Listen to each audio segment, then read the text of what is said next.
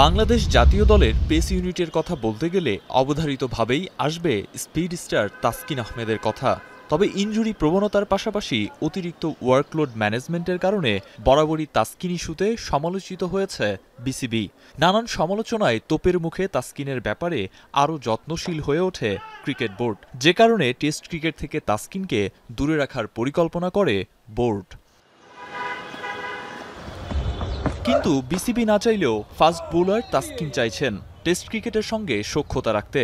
যখন লম্বা ছুটিতে ক্রিকেটারেরা, তখন ঘরে বসে না থেকে মিরপুরের ইনডোরে সাদা বলের পরিবর্তে লাল বল ছুঁড়েছে তাসকিন টানা ৬ ওভার। আর এতেই আভাস মিলেছে পাকিস্তানের বিপক্ষে টেস্ট সিরিজের জন্য নিজেকে প্রস্তুত করে তুলছেন এই ফাস্ট বোলার। তার সমসাময়িক সতীর্থ মুস্তাফিজ যখন নিজেকে টেস্ট ক্রিকেট থেকে আলাদা করেছেন অনেক আগেই, সেখানে এখনও তাসকিন টেস্ট খেলতে মুখিয়ে আছেন। তাসকিন এ কারণেই অন্য সব ক্রিকেটারদের চেয়ে ব্যতিক্রম। তাই তো এই পেসারের খেলার সেই সম্ভাবনা আরও স্পষ্ট হয় ক্রিকেট অপারেশনসের চেয়ারম্যানের কথায়। তাসকিনের কালকে একটা অ্যাসেসমেন্ট ছিল, এটা হয়ে গেছে বোধহয়। ওকে কনসিডার করা হচ্ছে, এটা সিলেক্টরদেরই কল। তো ওকে কনসিডার করা হচ্ছে, তাকে লাল বলে ওকে কনসিডারেশনে রেখেছে সিলেক্টররা।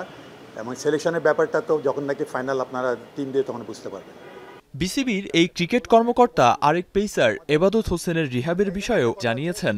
কয়েক মাস আগে কাঁধের ইনজুরির কারণে ফর্মের পিকে থেকেও ওয়ানডে বিশ্বকাপ ও টি-20 বিশ্বকাপ মিস করেছেন এবাদত। তবে দীর্ঘ সময় অতিবাহিত হলেও এখনই মাঠে ফেরা হচ্ছে না তার। পুনর্বাসন প্রক্রিয়ায় থাকতে হবে আরও 2 মাস। এবাদত স্টিল হি ইজ রিকভারিং, যেটা আমার লাস্ট খবর হচ্ছে যে তার সাথে আমাদের রেগুলার যোগাযোগ আছে। তো হি ইজ অলমোস্ট 70%-এর মতো সে রিকভার করেছে। তো সে বলছে যে আশা করি সে আরও আগামী 2 মাসের মধ্যে আরও কিছু ইমপ্রুভ করবে।